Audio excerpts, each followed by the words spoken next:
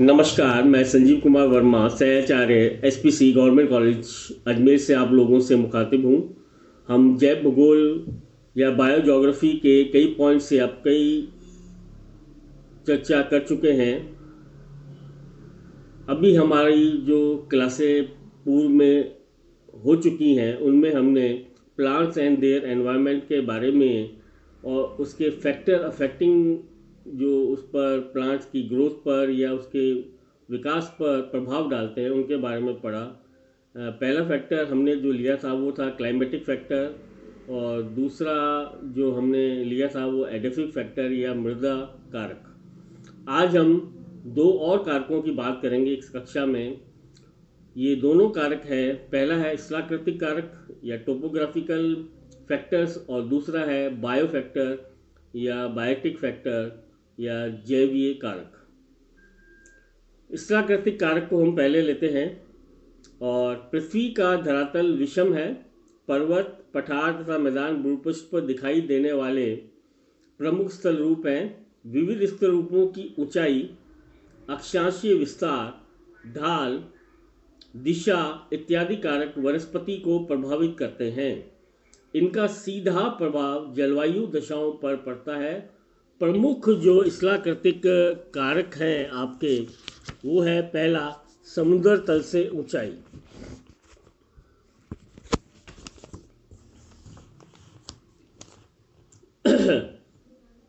स्थल की समुद्र तल से ऊंचाई का गहन प्रभाव जलवायु एवं वनस्पति पर पड़ता है।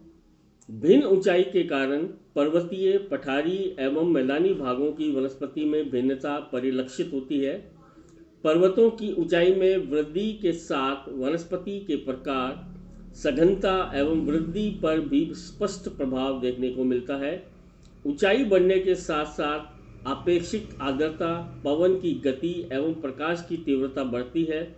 इसके विपरीत तापमान एवं वायुदाब में कमी आती है।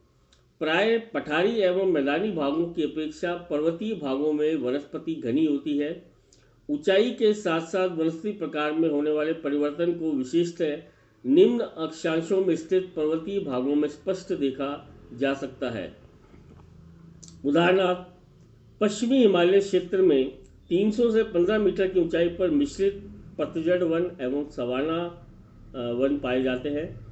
1500 से लेकर 3300 मीटर की ऊंचाई पर मिश्रित शंकुधारी वनों का विस्तार है। वृक्ष रेखा 3600 मीटर पर होने के कारण इससे अधिक ऊंचाई पर वन लुप्त हो जाते हैं। 4200 मीटर की ऊंचाई पर स्थित अल्पाइन क्षेत्र के ठीक नीचे कुछ मॉस, लाइकेन व रोडेंड्रोन पाए जाते हैं। इससे ऊपर स्थायी हिम रेखा होने से वनस्पति रहित हिम आच्छादित क्षेत्र मिलता है। स्थायी हिम रेखा तथा वृक्ष रेखा के मध्य अल्पाइन घास स्थलों का विस्तार है। सामान्यतः धरातल पत्रक का अध्ययन करते समय देखते हैं कि वनों का वितरण एक निश्चित समोच्च रेखा द्वारा परिसीमित होता है, अर्थात वृक्ष रेखा एवं समोच्च रेखा में सहसंबंध दिखाई देता है। दूसरा जो पॉइंट है स्थलाकृतिक क्षेत्र में, वो कहलाता है ढाल या स्लोप।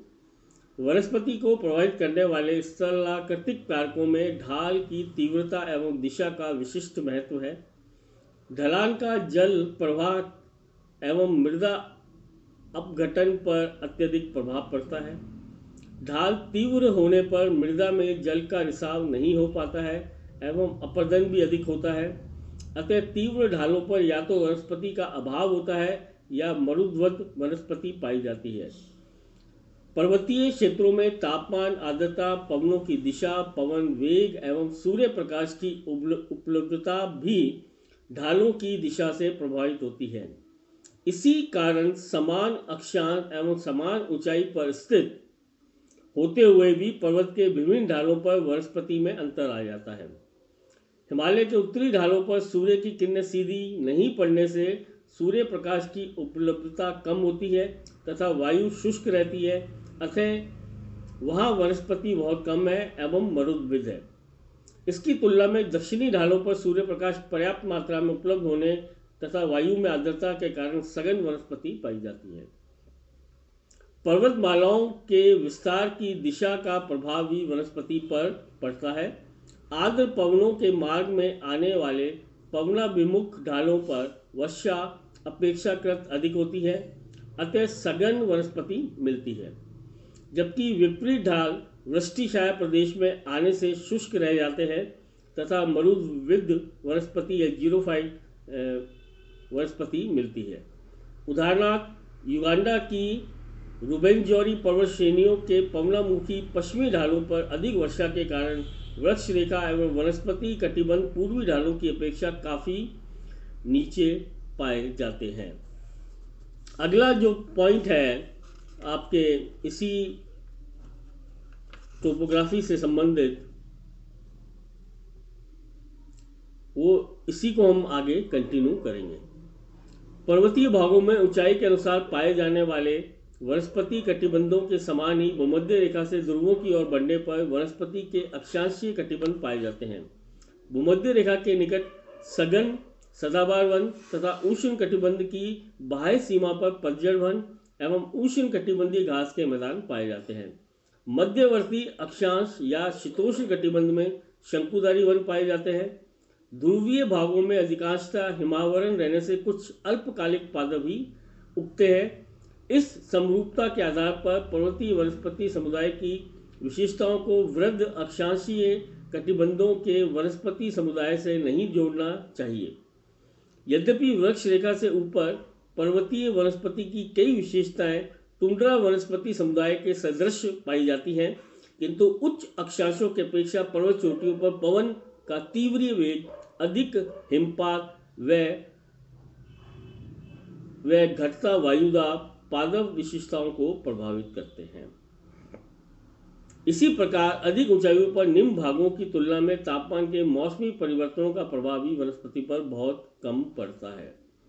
अब हम बात करते हैं आखिरी फैक्टर्स की मैन एंड देयर एनवायरनमेंट में। पादप और उसके पर्यावरण के अंतर्गत लास्ट जो फैक्टर है वो कहलाता है जीवीय कारक या बायोटिक फैक्टर। किसी स्थान विशेष की वनस्पति पर वहाँ के प्राणी व पादप समुदाय का प्रभाव पड़ता है।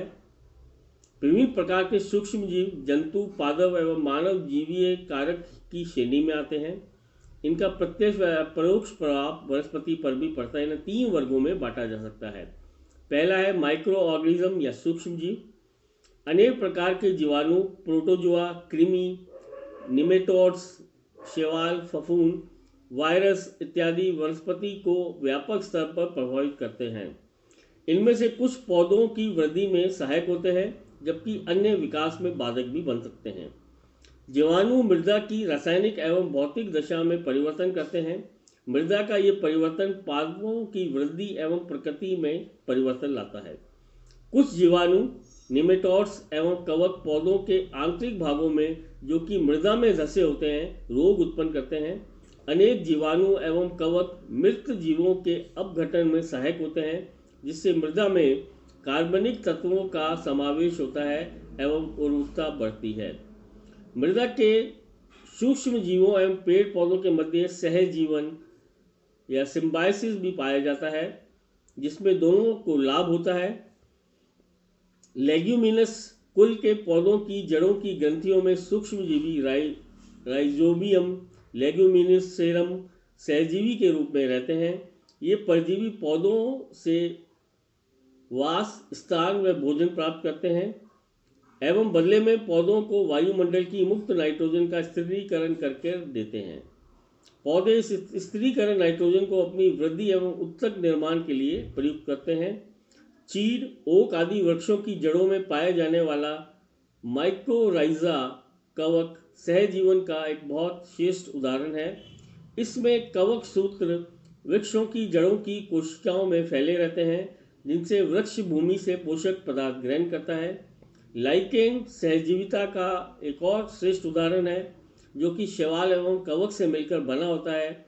इसमें कवक वास, स्थान व भोजन के लिए शैवाल पर निर्भर करते हैं, जबकि शैवाल जल एवं खनिज लवणों के लिए कवक पर निर्भर कर रहते हैं। दूसरे प्रकार के जीवी कारक हैं वो कहलाते हैं शाकाहारी जंतु या ग्रेजिंग एनिमल। विभिन्न शाकाहारी जीव जंतु वनस्पति पर मिश्रित प्रभाव डालते हैं। शाकभक्षी जंतु पेड़ पौधों की पत्तियों, फूलों, फलों व कोमल तनों को खा जाते हैं। अधिक पशु चारण वाले भागों में वन नष्ट हो जाते हैं। इसी कारण वृहद स्तर पर चराई से पौधों में प्रकाश संश्लेषण की दर प्रभावित होती है एवं कुछ समय बाद पौधे मर जाते हैं। जंतुओं के खुरों से कुचलकर अनेक पौधे नष्ट हो जाते हैं। वह मृदा ढीली पड़ने से मृदा क्षरण बढ़ता है।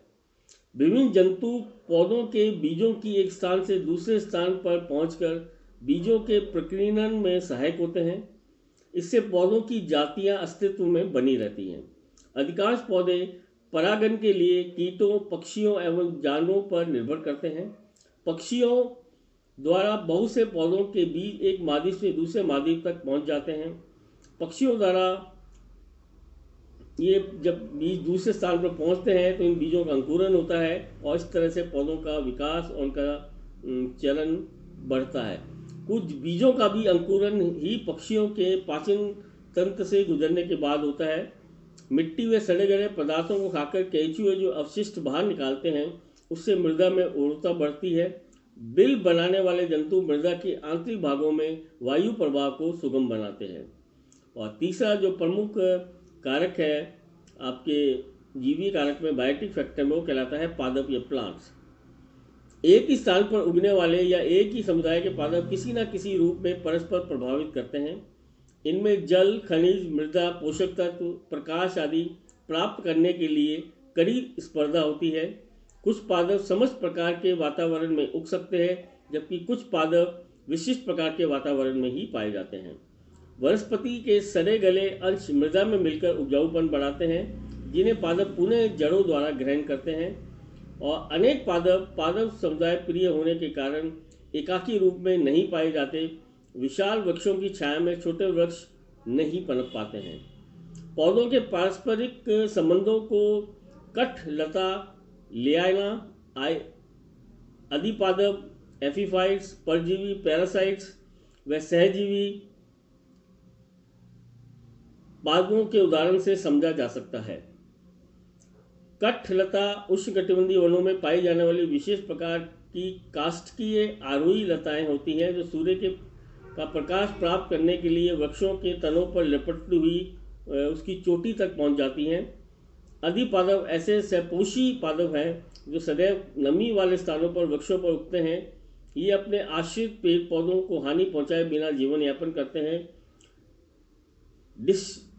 डिस्चिरिया व आर्किड इसके सबसे अच्छे उदाहरण हैं। परजीवी उन पौधों को कहते हैं जिनके ऊतकों में क्लोरोफिल नहीं पाया जाता एवं जो अपने पोषण के लिए दूसरे पौधों पर निर्भर करते हैं। बाह्य परजीवी पौधों की तुलना में आंतरिक परजीवी पौधे अधिक हानिकारक होते हैं। इनसे पौधों की वृद्धि रुक जाती है तथा कुछ समय बाद पौधे मर जाते हैं। अमरबेल इसका श्रेष्ठ उदाहरण है। फफूंद भी परजीवी की भांति पेड़ पौधों पर उगकर अनेक बीमारियां उत्पन्न करते हैं। शैवाल भी अन्य पौधों पर उगकर उन्हें हानि पहुंचाते हैं। हरा शैवाल इसका श्रेष्ठ उदाहरण है, चाय व कॉफ़ी के पौधों पर रोग फैलाता है। कुछ पौधे कीटनाशी होते हैं या कीटभक्षी होते हैं जो नाइट्रोजन की कमी वाले स्थानों पर उगते हैं। इनके अंगों में छोटे छोटे कीटों को पकड़ने के लिए विशेष रचना होती है। ड्रोसेरा व नेफेथीन्स या पिचर प्लांट जिसको बोलते हो, इसके श्रेष्ठ उदाहरण है। और चौथा और अंतिम जो कारक है वो है मानव। वनस्पति को प्रभावित करने वाले जैविक कारकों में स्वयं मानव भी एक महत्वपूर्ण या प्रभावशाली कारक है। मानवीय क्रियाकलापों से प्राकृतिक वनस्पति सर्वाधिक प्रभावित हुई है। खनिज, कृषि, उद्योग व अधिवास संबंधी अपनी आवश्यकताओं की पूर्ति के लिए मानव ने अधिकांशतः वनों को नष्ट कर दिया। अनेक पादप प्रजातियां लुप्त हो चुकी हैं।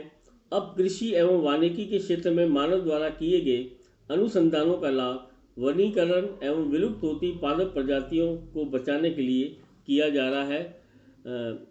धन्यवाद।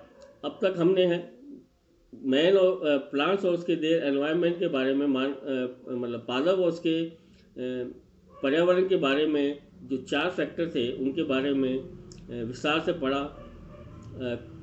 कल हम पादपों की वातावरण अनुक्रिया, plant response to the environment के बारे में थोड़ी चर्चा करेंगे। धन्यवाद।